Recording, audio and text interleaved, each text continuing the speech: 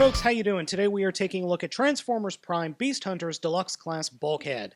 And as you can see, this is a pretty sizable upgrade for Bulkhead. Or reformatting, I should say. It's not so much an upgrade as this is a completely new figure, completely new transformation, and a new look for our favorite big bot. So overall, the bot mode looks really nice. I love the coloring. The brown really gives him a good accent, and the overall figure looks cool. In fact, I would be hard-pressed to... Well, I wouldn't be hard-pressed. I wouldn't be surprised if BotCon 2014 were looking at a brawn figure of this, or a brawn figure for this guy with a new head sculpt. It's just a very nice looking robot mode and very cohesive. I love the striping they've got going on and the balance of the coloring for this guy. The weapon Bulkhead comes with is this weird saw thing with a dragon head emblemed on the top of it. It pretty much just works by pushing the button in and the saw spins. Now, I have noticed if you don't depress it all the way, if you just do like that, the saw will continue to spin, but if you hold it in and then lift it up, it'll slow down a little quicker. And you can move it with your own not figure. Overall, it's okay. I just find it a little weird that the gold here doesn't exactly match the gold on the figure. It's close, but not exact. Oh well. Little weird to have Bulkhead having a giant buzzsaw, though. As you can see, Bulkhead has a brand new head sculpt, which I like a lot. It kind of reminds me of a combination between Bulkhead and Grimlock a little bit. It's very cool. He does have light piping right there on the top, though you're not going to get much light in due to this hood he has going. Oh well. He has horns, and this visor's pretty cool as well. Posability on the head, it's limited, but it is on a ball joint. Though, for a mold like this, that head works really well.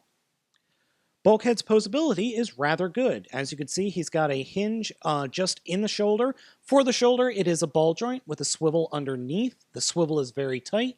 A hinge joint which only gives him the curl action. Unfortunately, I wish there was another swivel joint or somewhere that he could maybe not have the curl action. Oh well. Ball joint in the hip, swivel just underneath that, and a very tight hinge joint for the knees. And then the feet are on ball joints as well. Though, look at the size of this footprint for the foot.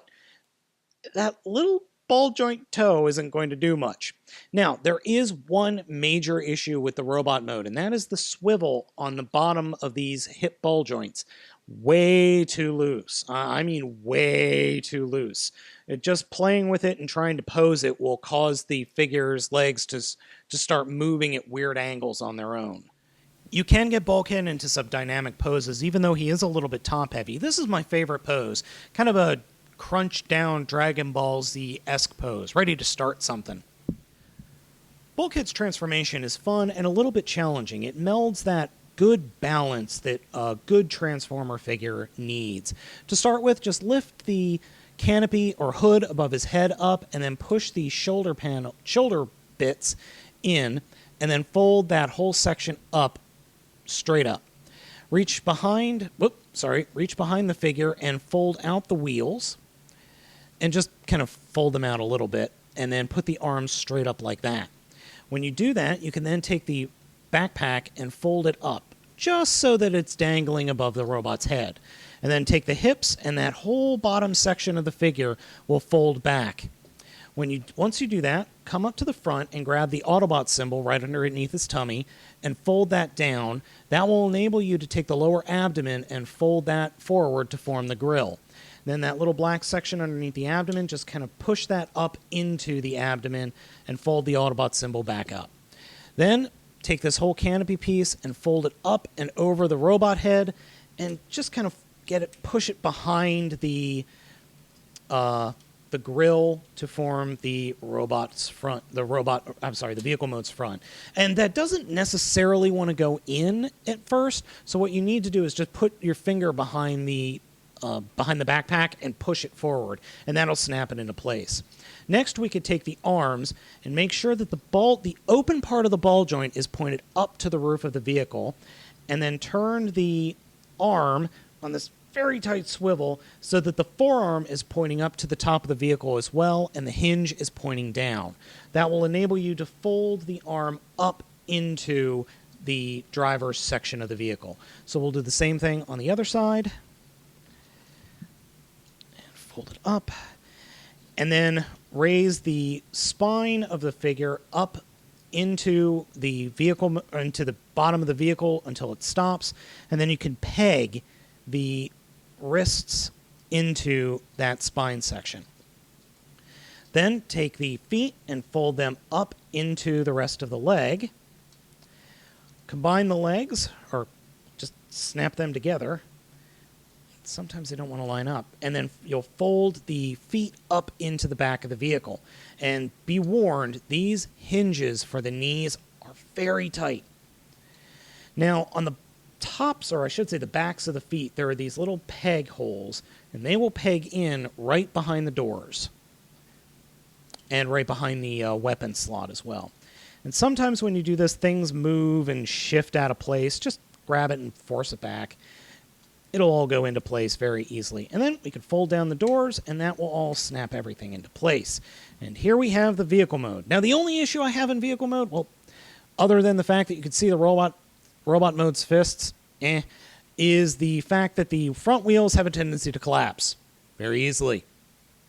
Oh well, not that big a deal. I personally love this vehicle mode. I think it looks great. It's got a lot of character, and it's a really nice evolution of Bulkhead's vehicle mode. The paint is a little bit weird. The coloring of the plastic for the green parts is different, and the coloring for the back orange and the front orange is different. Even the gold here on the back of the vehicle mode is a little bit different from the color of the gold on the doors, which is different from what we have up front.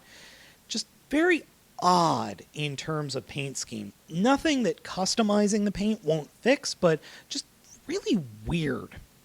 My only concern with this figure are the doors here. As you can see, the doors are already starting to show wear and tear. This plastic right here is feeling like it's going to break at some point.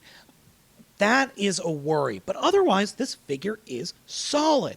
It's a great vehicle mode, a hell of a lot of fun to transform back and forth, and both robot and vehicle modes are really cool.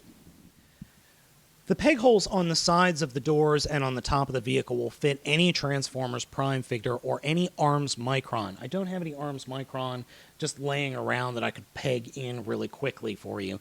But as you can see, we have Megatron's cannon up here. So it works fine, even though the cannon is really stupid. But overall, the vehicle mode is a lot of fun, and you can really outfit him with some crazy weapons. Overall, Deluxe Class Bulkhead is a fantastic figure and a lot of fun. Yes, he does have some issues with the swivels in his legs, but that can be fixed with either super glue or, I want to say paint thinner, that's not right, fingernail thinner, I think that's what we use. Anyway, they're fixable. They are pretty easily fixable. He's a great looking figure, and just I can't wait for Hasbro or BotCon to give this guy a Brawn head and make him a Brawn figure. I think that's going to be done sooner rather than later. Like I said, overall, this is one that needs to be in your collection. If you weren't able to get the FE figure of Bulkhead or even the Cyberverse figure, this is definitely one you need to pick up.